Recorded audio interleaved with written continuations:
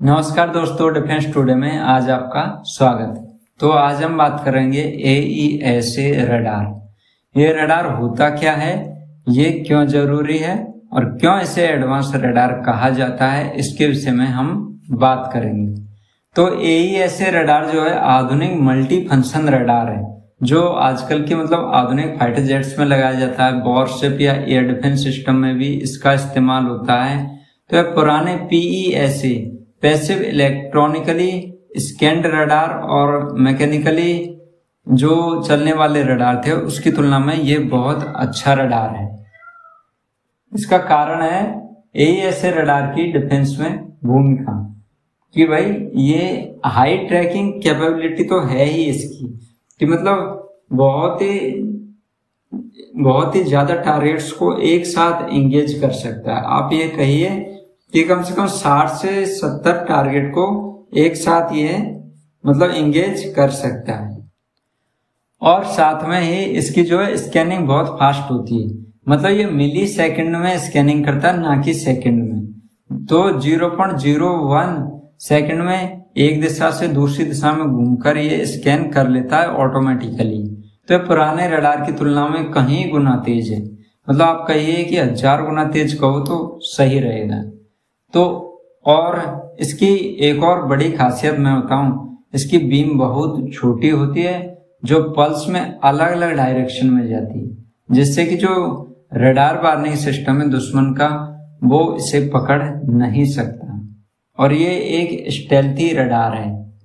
ये आप कहिए कि 5th जनरेशन का फाइटर जेट आ चुका है तो उसके मुकाबले के लिए ही ये रडार बनाया गया है। इस रडार को पकड़ना बहुत आसान नहीं है जब तक कि हाई टेक्नोलॉजी यूज नहीं की जाए। और इसके रोल की बात करें तो AESA रडार जो है एक साथ कहीं टारगेट पर काम करता है। जैसे एयर टू एयर टारगेट को ट्रैक तो करता ही है और एयर टू ग्राउंड की भी ये मैपिंग कर लेता है जब इसे फाइटर जेट्स में लगाया जाता है। और इसको जैम करना भी बहुत आसान नहीं होता और इसका जो फायर कंट्रोल सिस्टम है वो भी बहुत शानदार होता है। तो इस तरह से हम कह सकते हैं बहुत ही शानदार रडार है। उसकी जो ट्रैकिंग क्षमता है वो 60 टारगेट को एक साथ एंगेज कर सकता है, जबकि पुराना रडार 10 टारगेट मैक्सिमम। और इसकी जो स्पीड है, इलेक्ट्रॉनिक बीम का ये जो इस्तेमाल करता है वो बहुत ही तेज स्पीड से चलती है, जिससे कि लाइव लोकेशन फाइटर जेट्स की मिल सकती है। और स्टिल्थ क्षमता की बात करें तो इसमें जो है बहुत ही हाई स्टिल्थ फीचर भी लगे हुए हैं और ये मल्टी फंक्शन एक साथ कहीं कार्य कर सकता है। अब हम देखें कि भारत के पास ऐसे कौन से रडार हैं। भारत के पास उत्तम रडार है जो DRDO द्वारा विकसित है। ये भारत के फाइटर जेट्स में लग रहा है MK1 फाइटर जेट में, जो कि तेजस के नाम से जाना जाता है।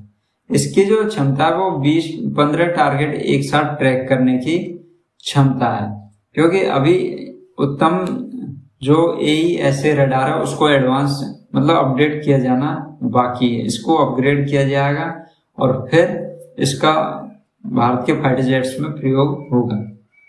और भारत के फाइटर जेट में एक और रडार है, इजराइल का AESA रडार।